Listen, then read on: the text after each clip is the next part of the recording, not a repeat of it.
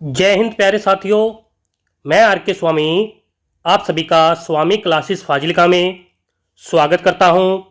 साथियों, आज की जो क्लास है मिश्रित प्रश्नमाला सीरीज की 21वीं क्लास रहेगी और आज की इस क्लास में हम हिंदी साहित्य और व्याकरण से संबंधित बहुत ही महत्वपूर्ण प्रश्नों का अध्ययन करेंगे जो कि अक्सर परीक्षा में पूछे ही जाते हैं। साथियों, आज की जो क्लास है इस क्लास में आपको बहुत कुछ नया सीखने को मिलेगा, इसलिए वीडियो के अंत तक जुड़े रहें। वीडियो को लाइक और शेयर अवश्य करें। अगर आप हमारे YouTube चैनल पर नए हो तो चैनल को सब्सक्राइब करें, बेल आइकन को अवश्य दबाएं ताकि आप तक नई क्लास का नोटिफिकेशन पहुंच सके। वीडियो से संबंधित PDF प्राप्त करने के लिए आप हमारे टेलीग्राम चैनल को ज्वाइन करें, जहां पर आपको सभी वीडियो से संबंधित PDF प्राप्त हो जाएगी। तो शुरू करते हैं आज की क्लास। देखते हैं पहला क्वेश्चन। Question number 1। राष्ट्रवादी कवि रामधारी सिंह दिनकर जी को उर्वशी रचना के लिए ज्ञानपीठ पुरस्कार किस वर्ष प्रदान किया गया था? ए विकल्प में है 1970 ईस्वी, बी विकल्प में है 1968 ईस्वी, सी विकल्प में है 1972 ईस्वी और डी विकल्प में है 1978 ईस्वी। क्या उत्तर सही होना चाहिए? सभी साथी उत्तर देंगे। क्वेश्चन नंबर 1 का उत्तर जो साथी सी विकल्प को चुन रहे हैं बिल्कुल सही है, यानी कि रामधारी सिंह दिनकर जी को उर्वशी रचना के लिए सन 1972 ईस्वी में ज्ञानपीठ पुरस्कार प्राप्त हुआ था। आगे देखते हैं नेक्स्ट क्वेश्चन। Question number 2। मिट्टी की बारात किस विधा की रचना है? ए विकल्प में है काव्य, बी विकल्प में है उपन्यास, सी विकल्प में है नाटक और डी विकल्प में है कहानी। क्या उत्तर सही होना चाहिए? सभी साथी उत्तर देंगे। क्वेश्चन नंबर 2 का उत्तर जो साथी ए विकल्प को चुन रहे हैं बिल्कुल सही है, यानी कि यह एक काव्य है और इस रचना के रचनाकार शिव मंगल सिंह सुमन जी माने जाते हैं। इसके साथ ही शिव मंगल सिंह सुमन जी को इस रचना के लिए सन 1974 ईस्वी में साहित्य अकादमी पुरस्कार भी प्राप्त हो चुका है। आगे देखते हैं नेक्स्ट क्वेश्चन। Question number 3। जिंदगी नामा रचना किसकी है? ए विकल्प में है महादेवी वर्मा जी, बी विकल्प में है मृदुला गर्ग जी, सी विकल्प में है मैत्री पुष्पा जी और डी विकल्प में है कृष्णा सोबती जी। क्या उत्तर सही होना चाहिए? सभी साथी उत्तर देंगे। क्वेश्चन नंबर 3 का उत्तर जो साथी डी विकल्प को चुन रहे हैं बिल्कुल सही है, यानी कि यह रचना कृष्णा सोबती जी की मानी जाती है। आगे देखते हैं नेक्स्ट क्वेश्चन। Question number 4। तद्भव पत्रिका कहां से प्रकाशित होती थी? ए विकल्प में है दिल्ली, बी विकल्प में है लखनऊ, सी विकल्प में है कोलकाता और डी विकल्प में है काशी। क्या उत्तर सही होना चाहिए? क्वेश्चन नंबर 4 का उत्तर जो साथी बी विकल्प को चुन रहे हैं बिल्कुल सही है, यानी कि तद्भव पत्रिका जो है लखनऊ से प्रकाशित होती थी और इसके संपादक अखिलेश जी माने जाते हैं। आगे देखते हैं next question. Question number 5। Bhaktamal रचना किसकी है? ए विकल्प में है राधाचरण गोस्वामी जी, बी विकल्प में है सुंदरदास जी, सी विकल्प में है नाभादास जी और डी विकल्प में है नंददास जी। क्या उत्तर सही होना चाहिए? क्वेश्चन नंबर 5 का उत्तर जो साथी सी विकल्प को चुन रहे हैं, बिल्कुल सही है, यानी कि यह रचना नाबादास जी की मानी जाती है। आगे देखते हैं next question, question number 6। Renuka रचना किसकी है? ए विकल्प में है बाल कृष्ण भट्ट जी, बी विकल्प में है राजी सेठ जी, सी विकल्प में है कृष्णा सोबती जी और डी विकल्प में है दिनकर जी। क्या उत्तर सही होना चाहिए? क्वेश्चन नंबर 6 का उत्तर जो साथी डी विकल्प को चुन रहे हैं, बिल्कुल सही है, यानी कि यह रचना दिनकर जी की मानी जाती है।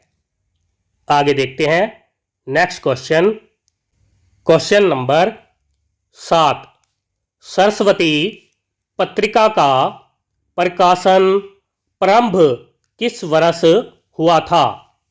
ए विकल्प में है 1900 ईस्वी, बी विकल्प में है 1903 ईस्वी, सी विकल्प में है 1920 ईस्वी और डी विकल्प में है 1925 ईस्वी। क्या उत्तर सही होना चाहिए? क्वेश्चन नंबर 7 का उत्तर जो साथी ए विकल्प को चुन रहे हैं, बिल्कुल सही है, यानी कि सरस्वती पत्रिका का प्रकाशन 1900 ईस्वी में प्रारंभ हुआ था। आगे देखते हैं next question, question number 8। Mahavir Prasad Dwivedi ji Saraswati पत्रिका के संपादक कब नियुक्त हुए? ए विकल्प में है 1901 ईस्वी, बी विकल्प में है 1902 ईस्वी, सी विकल्प में है 1903 ईस्वी और डी विकल्प में है 1920 ईस्वी। क्या उत्तर सही होना चाहिए? क्वेश्चन नंबर 8 का उत्तर जो साथी सी विकल्प को चुन रहे हैं, बिल्कुल सही है, यानी कि महावीर प्रसाद द्विवेदी जी सरस्वती के संपादक 1903 ईस्वी में नियुक्त हुए थे और ये 1920 ईस्वी तक संपादक रहे। सभी साथी याद कर लेंगे। आगे देखते हैं next question, question number 9। Indian press की स्थापना कब हुई थी? ए विकल्प में है 1934 ईस्वी, बी विकल्प में है 1940 ईस्वी, सी विकल्प में है 1884 ईस्वी और डी विकल्प में है 1825 ईस्वी। क्या उत्तर सही होना चाहिए? क्वेश्चन नंबर 9 का उत्तर जो साथी सी विकल्प को चुन रहे हैं, बिल्कुल सही है, यानी कि इंडियन प्रेस की स्थापना 1884 ईस्वी में हुई थी।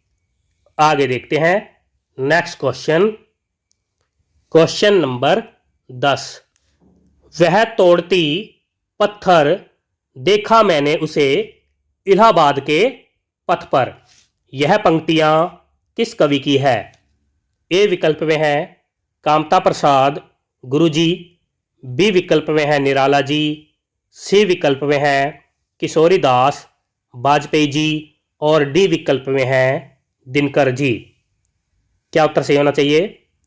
वह तोड़ती पत्थर देखा मैंने उसे इलाहाबाद के पथ पर, यह पंक्तियां किस कवि की है? क्वेश्चन नंबर 10 का उत्तर जो साथी बी विकल्प को चुन रहे हैं, बिल्कुल सही है, यानी कि यह पंक्तियां निराला जी की मानी जाती है। आगे देखते हैं नेक्स्ट क्वेश्चन, क्वेश्चन नंबर 11 है। नई कहानी पत्रिका के संपादक कौन थे? ए विकल्प में है मोहन राकेश जी, बी विकल्प में है अज्ञा जी, सी विकल्प में है भैरव प्रसाद गुप्त जी और डी विकल्प में है मुंशी प्रेमचंद जी। क्या उत्तर सही होना चाहिए? क्वेश्चन नंबर 11 का उत्तर जो साथी सी विकल्प को चुन रहे हैं, बिल्कुल सही है, यानी कि भैरव प्रसाद गुप्त जी नई कहानी पत्रिका के संपादक थे। आगे देखते हैं नेक्स्ट क्वेश्चन। क्वेश्चन नंबर 12 है, भारत मित्र पत्र कहाँ से प्रकाशित होता था? ए विकल्प में है दिल्ली, बी विकल्प में है लखनऊ, सी विकल्प में है बनारस और डी विकल्प में है कोलकाता। क्या उत्तर सही होना चाहिए?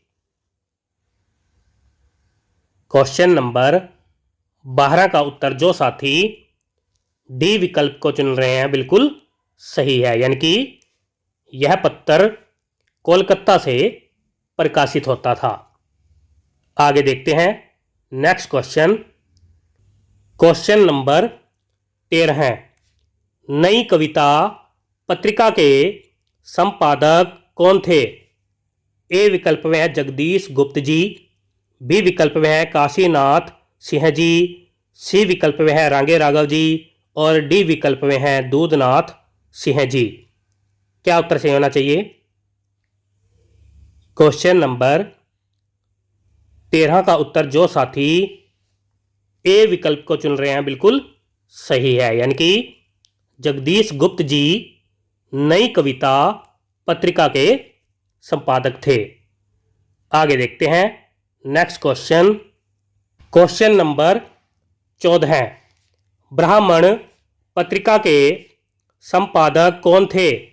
ए विकल्प में है राधाचरण गोस्वामी जी, बी विकल्प में है अंबिका प्रसाद वाजपेयी जी, सी विकल्प में है गणेश शंकर विद्यार्थी जी और डी विकल्प में है प्रताप नारायण मिश्र जी। क्या उत्तर सही होना चाहिए?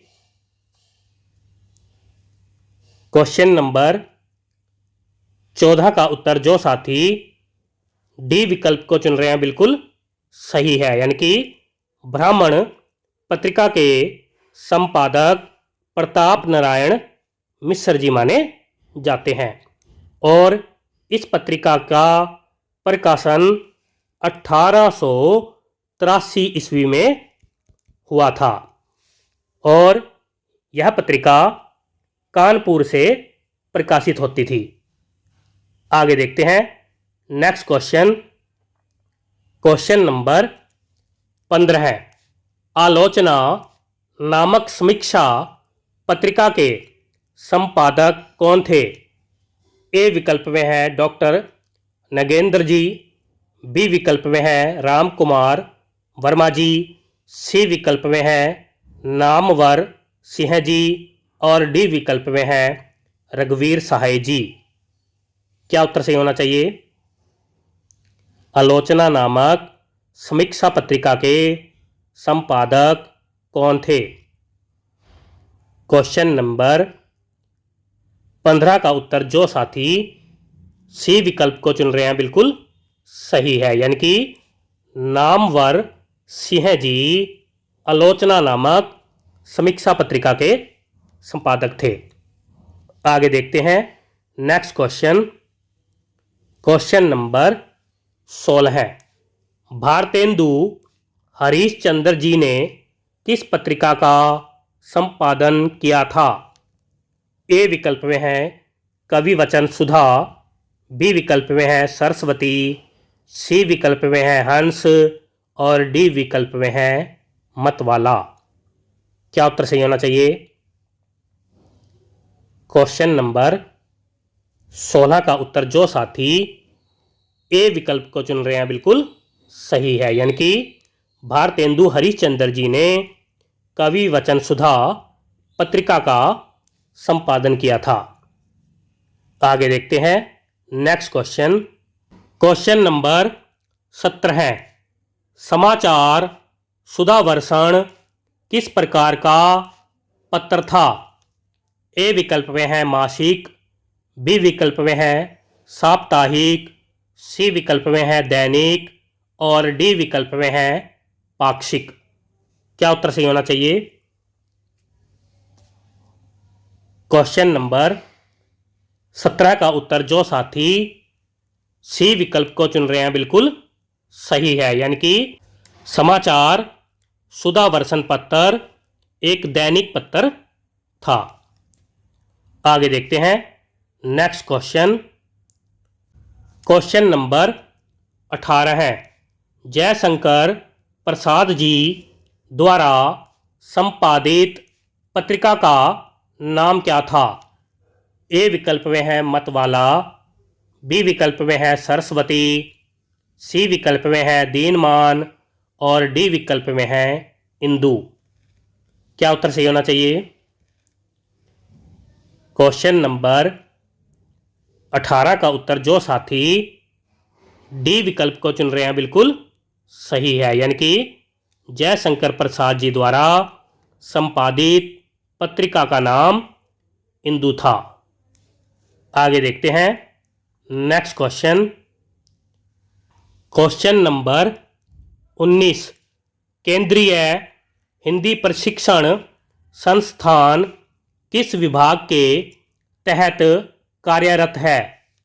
ए विकल्प में है उच्च शिक्षा विभाग, बी विकल्प में है राजभाषा विभाग, सी विकल्प में है कानून विभाग और डी विकल्प में है उपर्युक्त सभी।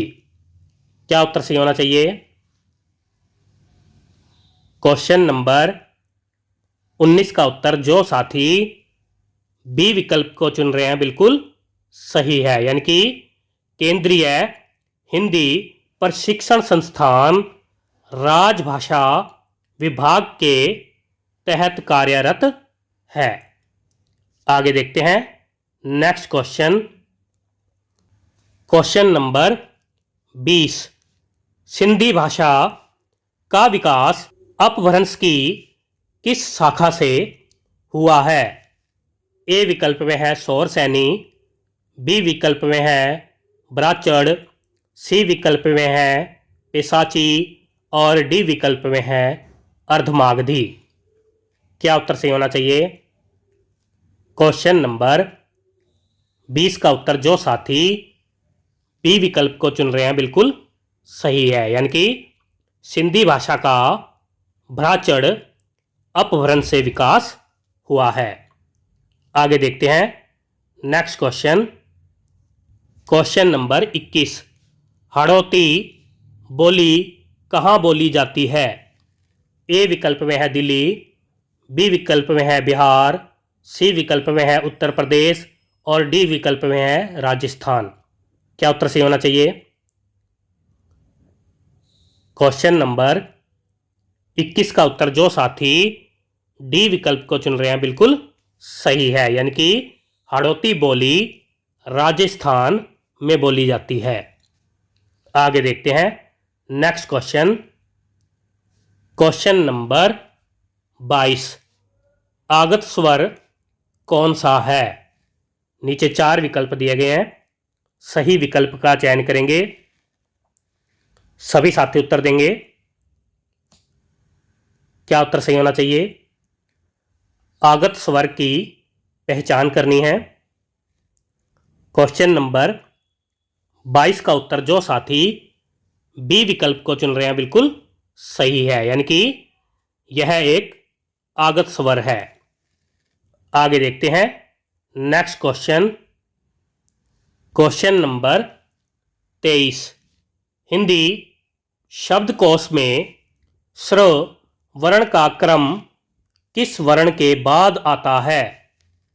ए विकल्प में है र, बी विकल्प में है त्र, सी विकल्प में है श और डी विकल्प में है ग। क्या उत्तर सही होना चाहिए? क्वेश्चन नंबर 23 का उत्तर जो साथी सी विकल्प को चुन रहे हैं बिल्कुल सही है, यानी कि हिंदी शब्दकोश में स्र का क्रम श वर्ण के बाद आता है। आगे देखते हैं नेक्स्ट क्वेश्चन। क्वेश्चन नंबर 24, संयुक्त व्यंजन ग किसके योग से बना है?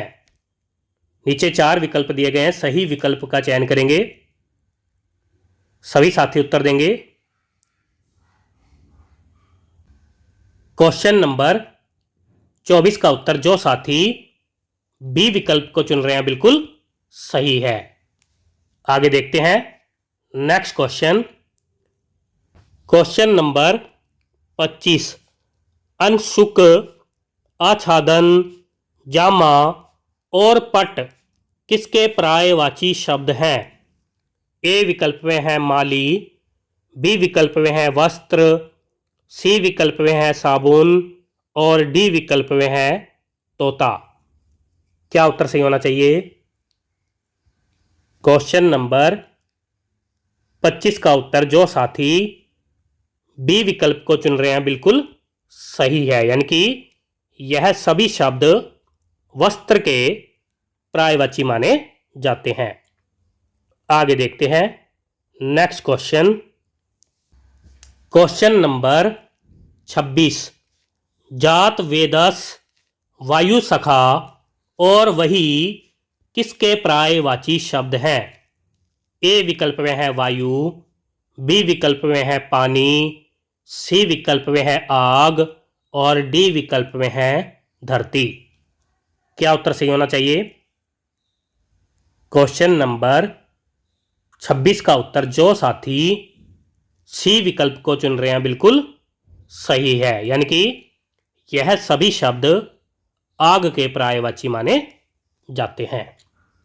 आगे देखते हैं नेक्स्ट क्वेश्चन। Question number 27। यथाशक्ति शब्द में कौन सा समास है? ए विकल्प में है द्विगु समास, बी विकल्प में है अव्ययी भाव समास, सी विकल्प में है द्वंद्व समास और डी विकल्प में है कर्मधारय समास। क्या उत्तर सही होना चाहिए? क्वेश्चन नंबर 27 का उत्तर जो साथी बी विकल्प को चुन रहे हैं बिल्कुल सही है, यानी कि यथाशक्ति शब्द में अव्ययी भाव समास है। आगे देखते हैं नेक्स्ट क्वेश्चन। Question number 28। सौम्य शब्द का कौन सा विलोम शब्द है? ए विकल्प में है उग्र, बी विकल्प में है सौभाग्य, सी विकल्प में है विपद और डी विकल्प में है उपर्युक्त सभी। क्या उत्तर सही होना चाहिए? क्वेश्चन नंबर 28 का उत्तर जो साथी ए विकल्प को चुन रहे हैं बिल्कुल सही है, यानी कि सौम्य शब्द का विलोम उग्र होता है। आगे देखते हैं नेक्स्ट क्वेश्चन। Question number 29। स्वधर्म शब्द का कौन सा विलोम शब्द है? ए विकल्प में है धर्म, बी विकल्प में है सुधर्म, सी विकल्प में है परधर्म और डी विकल्प में है इनमें से कोई नहीं। क्या उत्तर सही होना चाहिए? क्वेश्चन नंबर 29 का उत्तर जो साथी सी विकल्प को चुन रहे हैं बिल्कुल सही है, यानी कि स्वधर्म शब्द का विलोम परधर्म होता है। आगे देखते हैं नेक्स्ट क्वेश्चन। Question number 30। निम्न में से कौन सा शब्द कनक का अनेकार्थी नहीं है? ए विकल्प में है धतूरा, बी विकल्प में है पलास, सी विकल्प में है गेहूं और डी विकल्प में है पारा। क्या उत्तर सही होना चाहिए? क्वेश्चन नंबर 30 का उत्तर जो साथी डी विकल्प को चुन रहे हैं बिल्कुल सही है, यानी कि पारा शब्द कनक शब्द का अनेकार्थी नहीं है। धतूरा, पलास और गेहूं यह तीनों कनक के अनेकार्थी शब्द माने जाते हैं। पारा जो है अमृत शब्द का अनेकार्थी था। सभी साथी याद कर लेंगे। प्यारे साथियों, ये थे आज के बेहतरीन 30 क्वेश्चन जो कि अक्सर परीक्षा में पूछे ही जाते हैं। आशा करता हूँ कि आपको आज की इस क्लास में बहुत कुछ नया सीखने को मिला होगा। इसी प्रकार से निरंतर अध्ययन करने के लिए चैनल को सब्सक्राइब करें, बेल आइकन को अवश्य दबाएं ताकि आप तक नई क्लास का नोटिफिकेशन पहुंच सके। अगर आपने अभी तक हमारी पहली वाली क्लासें नहीं देखी है तो आप प्ले लिस्ट में जाकर उन क्लासों को अवश्य देखें और हिंदी की बेहतर तैयारी करें। तो मिलते हैं कल रात 8 बजे अगली क्लास में। तब तक के लिए जय हिंद।